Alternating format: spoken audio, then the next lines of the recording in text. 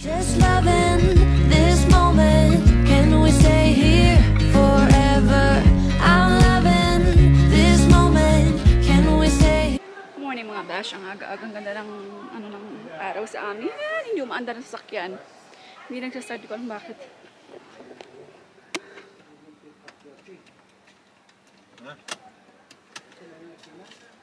I found it here, by the way. Ne? What do you mean? I found a key here.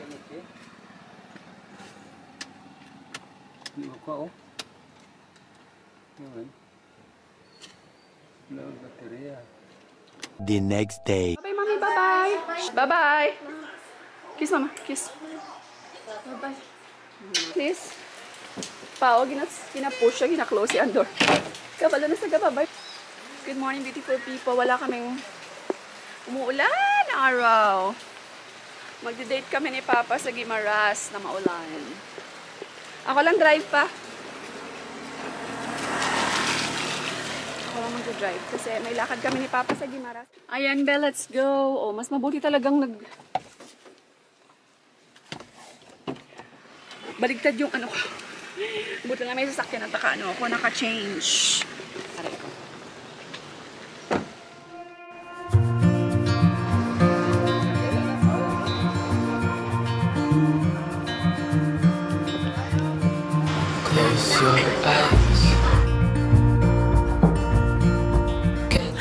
We're here mga besh. Sakay kami ng motor. Ng tricycle. Ano ba yan? Dito si Papa sa likod. Kung na ba? Dala lang.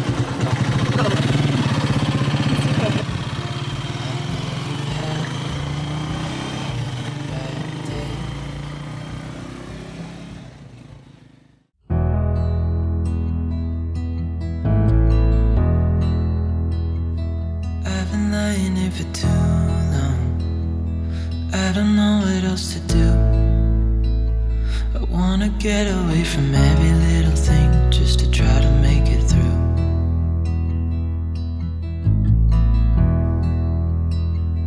I've been thinking about my options, every detail in my head, but it doesn't really matter, nothing matters, so I cry instead.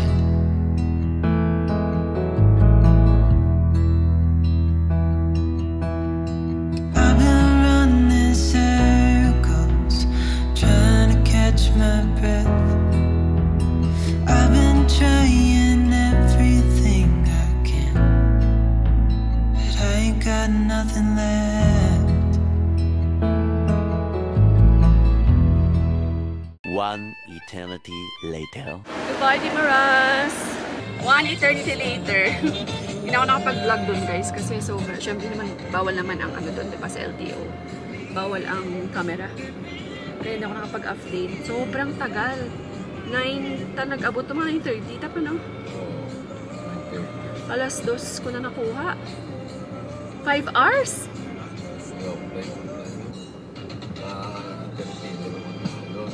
Mababait ang staff, guys. Ano, parang komportable yung mga tao naghihintay. Hindi sila stricto. I mean, hindi sila matatapang.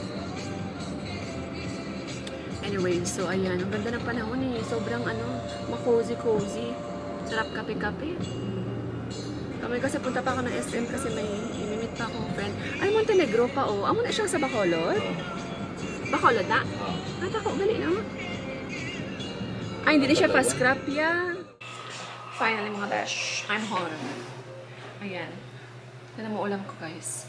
Ulam ko lang talaga yun. Ayan. See?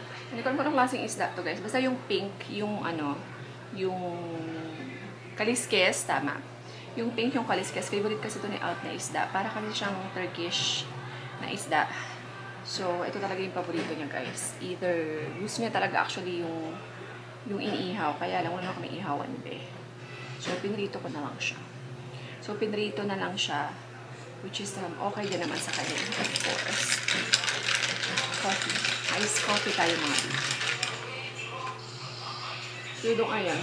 Nanonood ng TV. Bait?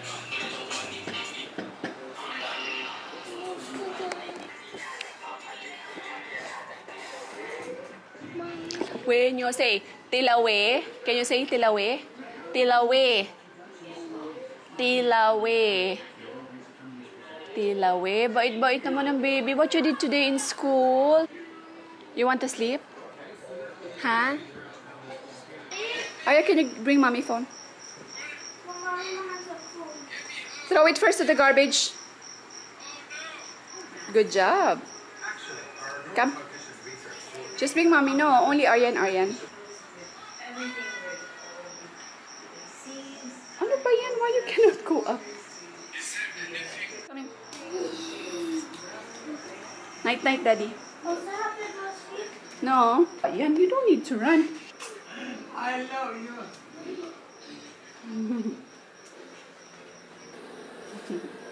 Yan, finally mga bash. Matutulog ka kami. Grabe yung busog ko, guys. Grabe yung appetite ko this past few months. Kung alam niyo lang, grabe yung appetite ko. Pero hindi ko alam kung bakit. Ang lakas ng appetite ko. Anyway,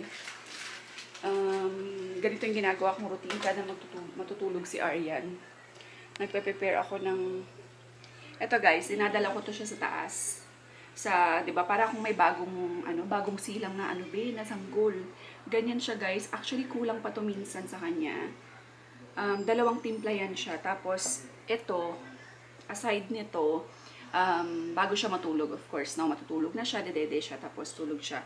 Normally, mga 12, nagigising yan siya, guys, as in, naghahanap talaga siya, guys, ng dodo, as in, kahit na ayoko siyang bigyan, talagang, kasi yung pag tinry ko na minsan na hindi ko talaga siya binigyan, grabe guys, yung iyak niya, as in, hindi talaga siya tumitigil hanggang sa nagising na siya ng talagang nagising. Yung hindi na talaga siya nakabalik ng tulog. Parang from 4 o'clock or 3, grabe yung ano niya guys, as in tantrums niya. Kaya, ayan, ang hirap. So, for now, pinapaano ko muna siya, sinasang-ayunan ko muna. So, ayan, minede siya ng isa, tapos gumigising talaga siya guys ng mga 12. Tapos, nagdedede talaga siya guys, as in naghahanap talaga siya. Minsan binabato niya ako guys ng dede niya. Yung pag, hindi ko siya pinapansin, hindi naman yung bato na, hindi naman siya namamato ng sinasadya niya. Kumbaga yung parang pag galit siya, yung pag talagang hindi mo siya pinapansin, gusto niya talaga bigyan mo siya ng dodo, parang ganun. So, pinapamukha niya sa'yo na ito ang dodo, pwede timplahan mo ako, ganun. So, ayan, bait na bata si Aryan, hindi yan siya aggressive. Pero, yung paggutom talaga siya guys, gutom talaga siya, gusto niya talaga ng bed. So ayan, kasi pag hindi ko siya binigyan, talagang totally nagigising siya. So pati yung tulog ko, talagang pareho kaming dalawang puyat at pagod, diba? So nako-compromise yung tulog namin dalawa, kaya I don't have a choice for now. Kailangan ko siyang sang-ayunan muna ng pagdedede niya. Grabe, ang lakas dumede ng batang to guys. So actually, nag-ano kami from dati, Enfagro ba, yung gatas niya. Tapos, nag-switch na kami to Nido na ngayon. Kasi medyo mas mura yung Nido, diba? Tapos, Nido Junior na siya ngayon, guys. Yung 1 to 3. Yan. So, isa-switch ko na naman siya siguro. Tatry ko siyang i-switch ulit. Doon naman sa, diba? May mas malaki yung, hindi na siya, okay. Kasi 4 years old naman si Aryan, diba? So, pwede na siya sa, sa junior siguro. Grabe explanation. Bah! I'm gaining and gaining and gaining mga bear. So, ayan. End ko na tong vlog. By the way nga pala, hindi ko pala sa inyo na-mention guys, si Aryan. Hindi ko alam, kasi alam ko sa inyo lahat dito, hindi naka-follow sa aking Facebook page. Pero doon ko kasi pinost yung nakapagsalita si Aryan. Hindi ko siya na-mention sa inyo sa vlogs, at hindi ko rin siya sa inyo na-share. First time kasi yun guys, normally si Aryan, puro lang kasi parang pitla-pitla lang yung salita niya. Sinasabi niya parang, yung babay niya, ganun lang siya dati. Tapos, basta hindi talaga siya makapag-full na salita. So, anong tawag dito? Finally, nagulat ako kasi pupunta sana siya ng therapy. Tapos, nag-video lang ako sa kanya. Sabi ko, gawin ko siya ng reels, ganyan, pagpunta ng therapy. Tapos, sabi ko lang sa kanya, bye-bye. Bigla nagsalita siya, guys. Kasi sabi niya talaga, bye-bye. Nagulat ako kung nakita nyo lang yung reels. Punta kayo sa Facebook page ko, guys. Follow nyo kasi ako sa Facebook page. Kasi doon ako nagpo-post now lately ng mga ano lang, ng mga short clips, ganyan, mga reels, short videos. So, ayan. Doon ako medyo mas updated ako sa Facebook now kasi sa YouTube. Kaya, ayan, medyo matagal-tagal na ako makapag-upload sa YouTube now, diba? Dati, mga every other day. Now, mga once a week na lang kasi po, ayan, medyo mas mabilis kasi sa Facebook. Short clips lang, reels, ganyan. Mga 1-minute vlogs lang or 3 minutes vlogs. Okay na. Ayan, so, follow niyo ako guys sa aking Facebook page. So, we're so happy.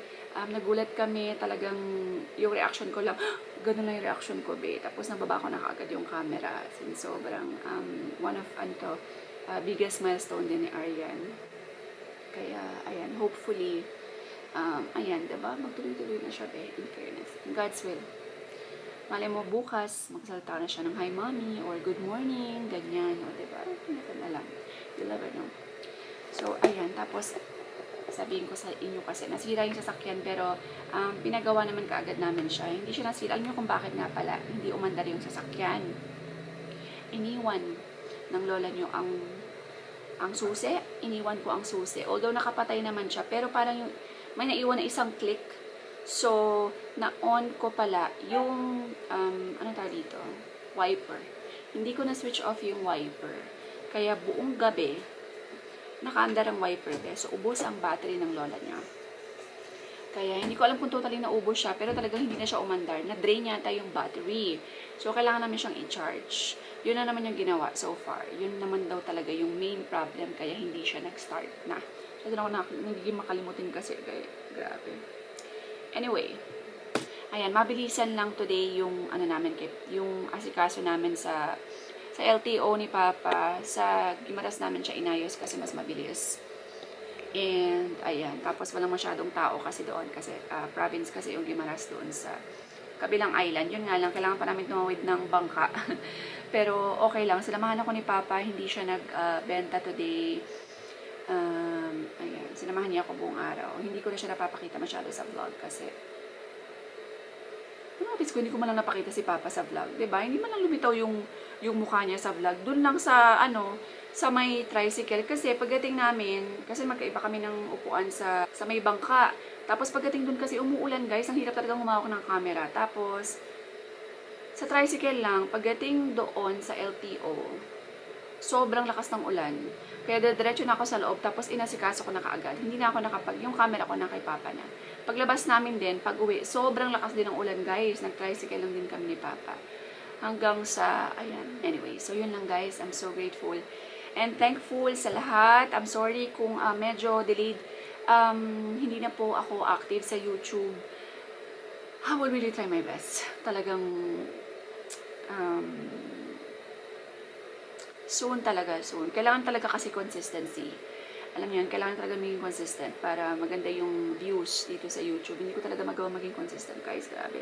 Sobrang busy. Ang hirap kasi, pag nag-edit ka kasi ng vlog, guys, kailangan ko ng mga 4 hours straight na nakaupo lang. Kaya, dyan ako nahihirapan. Ay, yung 4 hours na nakaupo. Nahihirap. So, anyway, kaya, mostly talaga, yung sa Facebook kasi, short clips lang. Kaya madalian lang. Kaya mas updated po ako sa Facebook. So, follow nyo ang aking Facebook. Beha, Amerikanang Hilaw. Ayan. So, ayan. Yun lang, guys. Thank you all so much. God bless everyone. Stay positive all the time. And we will see you in the next vlog. Bye! Loving